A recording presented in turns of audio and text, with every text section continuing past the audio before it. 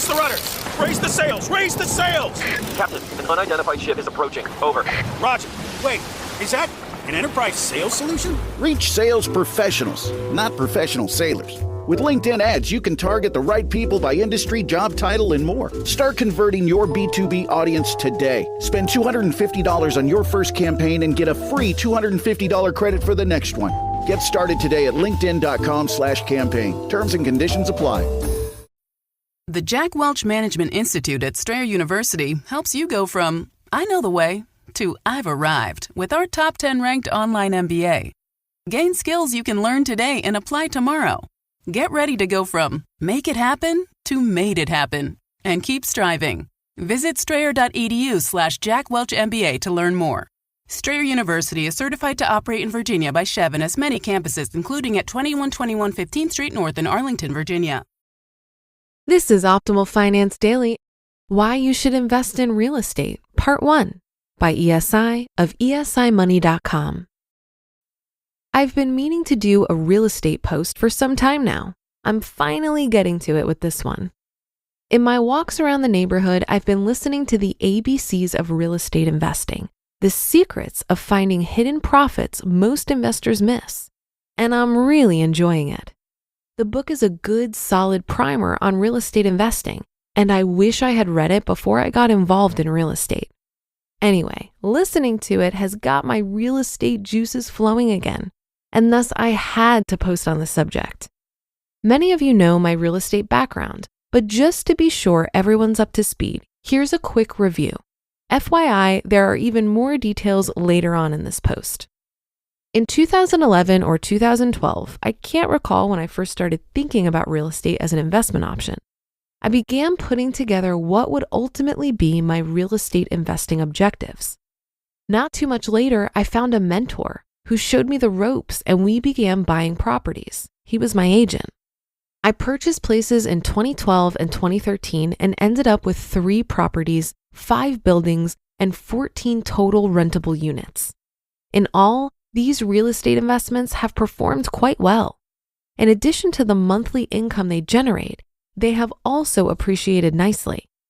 That said, it all hasn't been rosy. I made lots of mistakes, the biggest being I should have been more aggressive and bought more places, and have taken some cost hits. But overall, the experience has been a winner for me. This past year was particularly good. I had several strong months of solid income and low expenses, maybe my best year yet in owning these places. I'm still working through the final numbers as I prepare my taxes, but I'll include additional thoughts when I give my 2019 financial review and 2020 projections like I do every year. No matter the specifics, the conclusion will be the same. Real estate has been very, very good to me. And it's not just me. Millionaires love real estate too. The ones I've interviewed invest at 3 times the rate of the average American. Coincidence that they do and are wealthy? I think not. But there are some who don't share our views. Almost 3 years ago, my friend and fellow blogger, Barbara Friedberg, wrote a post titled "Being a Landlord Sucks: Why You Shouldn't Invest in Real Estate." It was an interesting title that showed up in my feed reader. Since I'm a big fan of real estate investing, I clicked through, read the piece, and left this comment. Quote, "I hear you. Real estate is not for everyone. On the plus side, real estate was the main reason I retired at 52. It's managed by a company for me, so I have very few hassles with it. I actually live over 1,000 miles away from my properties." End quote. Barbara saw the comment and sent me a note asking if I'd expand on my thoughts. I said I'd love to, and wrote a guest post for her on why people should consider investing in real estate.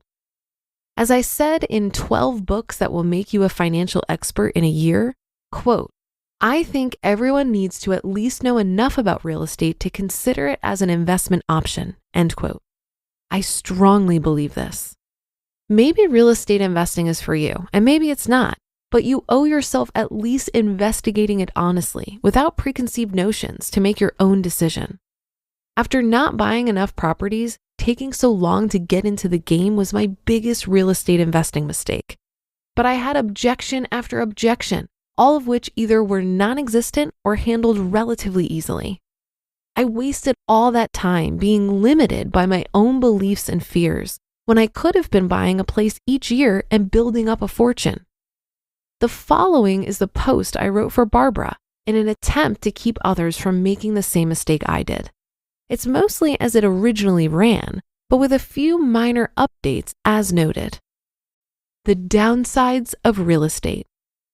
Let's begin by addressing Barbara's concerns. Her objections to real estate investing basically boil down to this: lots of time and hassles. She listed 26 steps to buying and managing real estate.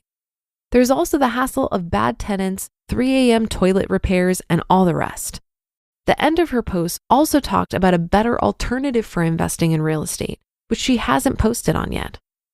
Let me begin by saying that there's a time investment required in real estate investing. That's for sure. There are also bad tenants and 3 a.m. calls.